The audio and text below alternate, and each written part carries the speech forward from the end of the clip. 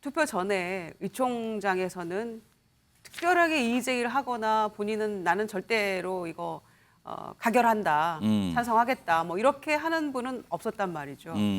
무기명 비밀 투표가 가지고 있는 익명성의 뭐 특혜라고 해야 될까요? 네, 그런 차원인데. 그러니까 보이콧이 아예 가결 이런 걸 따질 게 아니라 아예 보이콧을 시켜버린다. 이거 어떻게 좀 전망하세요? 그냥 이재명 대표를 끌어안고 민주당이 망하는 길로 들어가고 있다. 만약에 그런 선택을 하게 된다면 예. 세 번의 혈전인데요.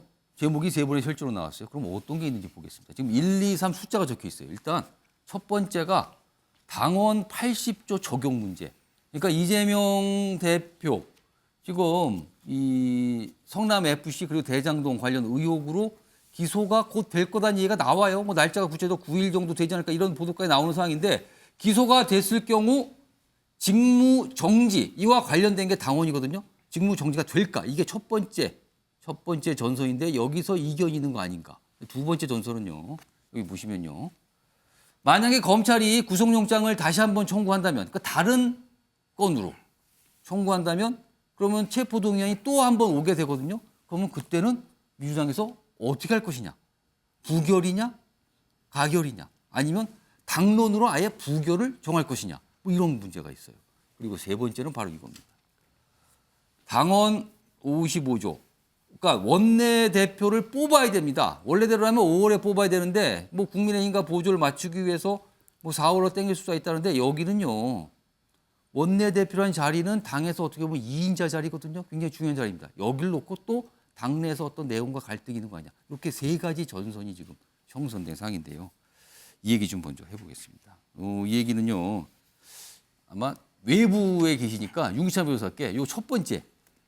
기소 시 직무정지 결정을 혹시 민주당에서 할까? 이거 국민의힘에서 계시니까 국민의힘에서 보시기에 어떤 결과가 나올 것 같습니까? 이거. 저 부분이 문제가 돼서 한번 또 바꾼 거잖아요. 예, 바꿨죠. 예, 뭐 부패 범죄 연루된 경우에는 당직을 정지한다라는 것이고, 뭐 이게 정치 탄압 등 부당한 경우로 판단될 경우에는 그렇지 않다, 뭐 이런 식의 예외 조항을 뒀기 때문에 예. 그 예외 조항을 둔 이유 그 시점을 보면 예. 좀 앞날을 예견할 수가 있죠. 그래서 아마 기소가 돼도 직무정지는 되지 않지 않을까라는 생각을 하고, 물론 지금의 이제 그것은 어떤 것이 먼저냐에 따라 다를 것 같아요. 예. 그런데 이제 그 성남 FC 사건으로 기소되는 게 먼저냐, 아니면은 그 사이에 또 영장 청구 등의 또 다른 사법적 절차가 진행될 수 있느냐. 예. 거기에 따라서 또 당원들 내지 국민들의 공감대가 또 달리 형성될 수가 있거든요. 예. 거기에 따라서 의원들의 입장이 변할 수는 있긴 하겠지만 어쨌든 민주당 내에 당무위원회라는 그 기구의 구성을 보면 예. 사실은 그것은 당대표의 영향력에서 자유롭지 못하기 때문에 예.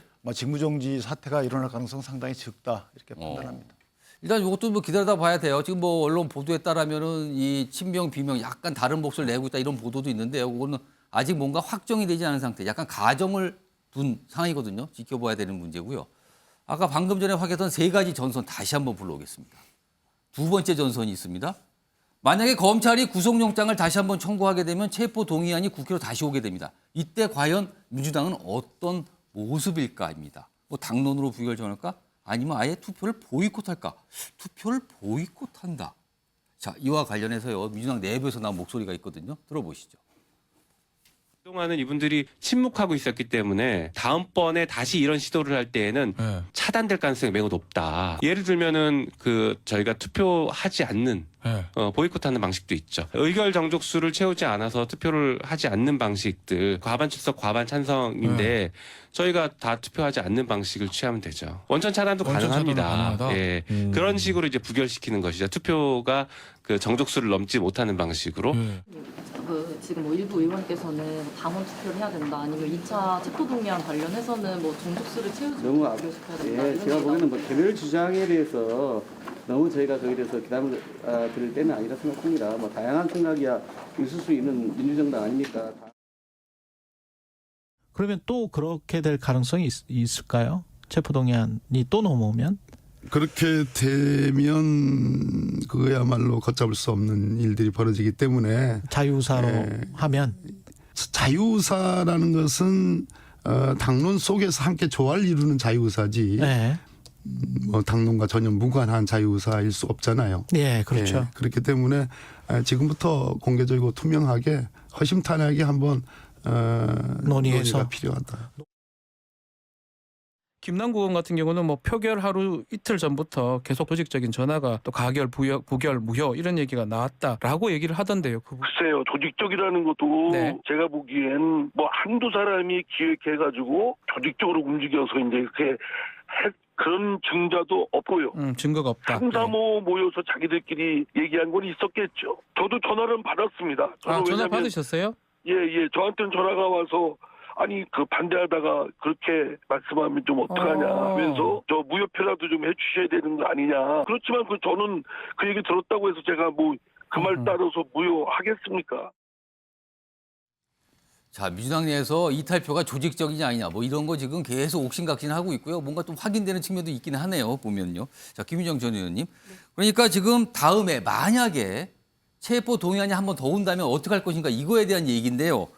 뭐 소극적으로는 민주당 내에서 이거는 당론으로 부결 정하자 뭐 이런 입장이지만 더 나가면 아예 이게 체포 동의안은 재적 의원 과반수가 일단 참석을 해야지 뭐가 성립이 될 수 있거든요. 근데 아예 재적 과반수 만들지 말자. 보이콧 해버리자. 민주당이 왜냐하면 의석수가 절반 이상이 넘기 때문에 가능하거든요.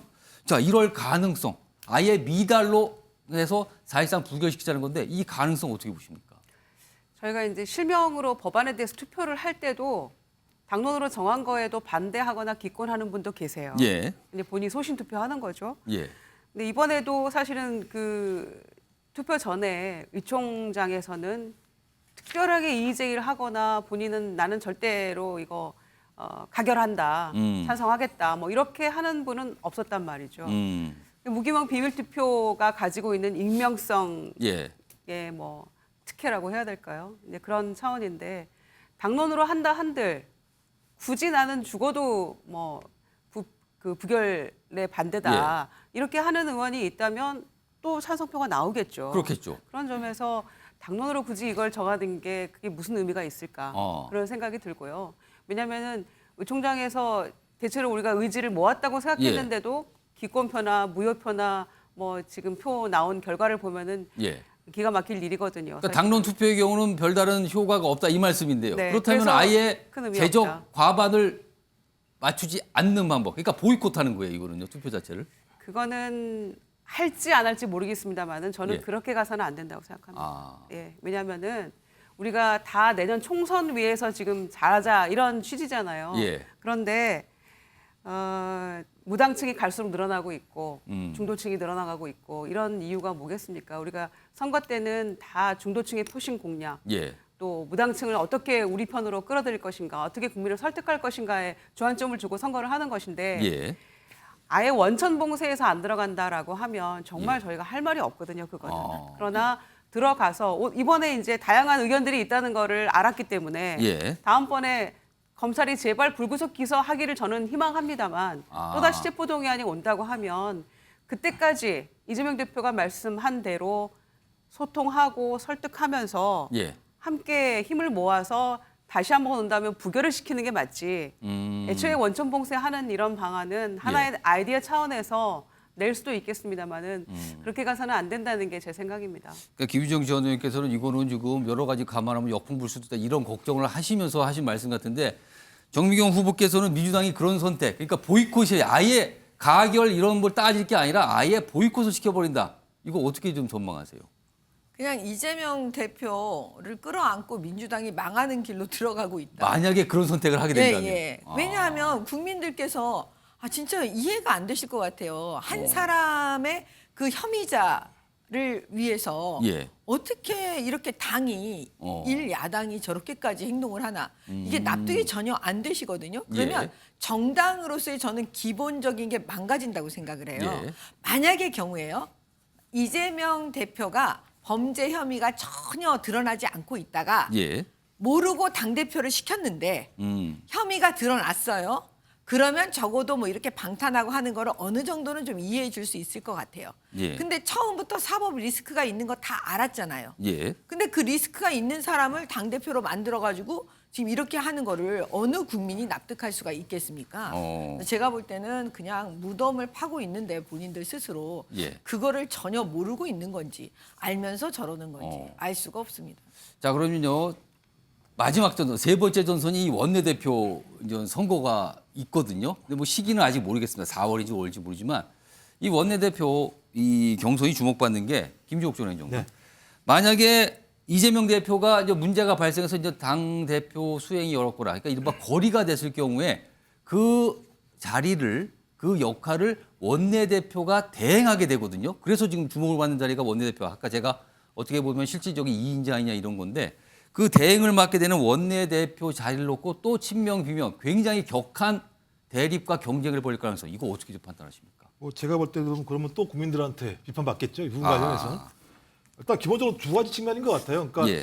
원내대표 경선을 땡기자라는 이유는 하나는 이제 박홍근 원내대표가 이번 체포동의안 부결 문제와 관련해서 예. 제대로 된 원내 사령탑으로서 역할을 했는가라고 하는 책임론도 제기되는 것 같고요. 예. 말씀하신 것처럼 만약에 비대위 체제로 만약의 경우 간다고 했을 때 비대위 체제 중간 브릿지 역할을 할 수 있는 게 원내대표이기 때문에 예. 그러니까 원내대표가 상당히 막강한 권한을 가질 수밖에 없는 측면들이 분명히 있는 거죠. 예. 전 그렇다고 하더라도 저 이 부분들은 민주당 의원 내부에서 나름대로 타협점이 좀 있을 거라고 봅니다. 한쪽 진영을 대표하는 원내대표를 뽑기는 어려울 거예요. 예.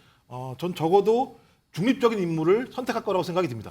비대위 체제를 만약에 간다면 가장 핵심은 뭐냐면 비대위원장이 예. 누군가예요.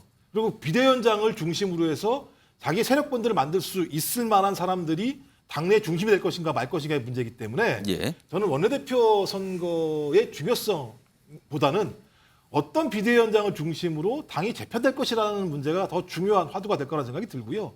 그런 측면에서 아까 말씀드렸지만 예를 들면 국민의힘이 7대 3에서 100% 책임당원으로 가게 되면 예. 비판을 받고 또 민주당에서 당원 80조 사망을 바꿔서 저희 당무위로 바꾸게 되면 국민들에게 예를 들어 의구심을 받잖아요. 예. 당원이 정한 대로 5월에 원내대표 선출을 하기로 했으면 원칙대로 가는 게 맞습니다. 원칙대로 가고요. 오히려 그 기간 동안 더 건강한 원내대표 경쟁을 통해서 국민에게 그런 부분들을 설명하는 게 나은 거지. 그렇지 않고 이걸 땡긴다? 땡기게 되면 뻔한 거 아니겠습니까? 당 내부에 내용이 심각하구나. 예. 비대위 체제를 원하는 사람들이 계속 압박을 넣는구나. 예. 그럼 국민들이 좋아하겠습니까? 집안 싸움하는 정당을 좋아할 국민들은 없죠. 저는 당원에 정해진 대로 5월 선거로 가야 된다고 생각합니다. 지금 세 가지 전선 소개드렸는데 지금 김의정 전 의원님하고 김종욱 전 행정관은 약간 소망, 바람 그리고 그렇게 가면 안 된다. 약간 걱정을 하면서 약간 이 평론을 좀 해주셨어요 지금요.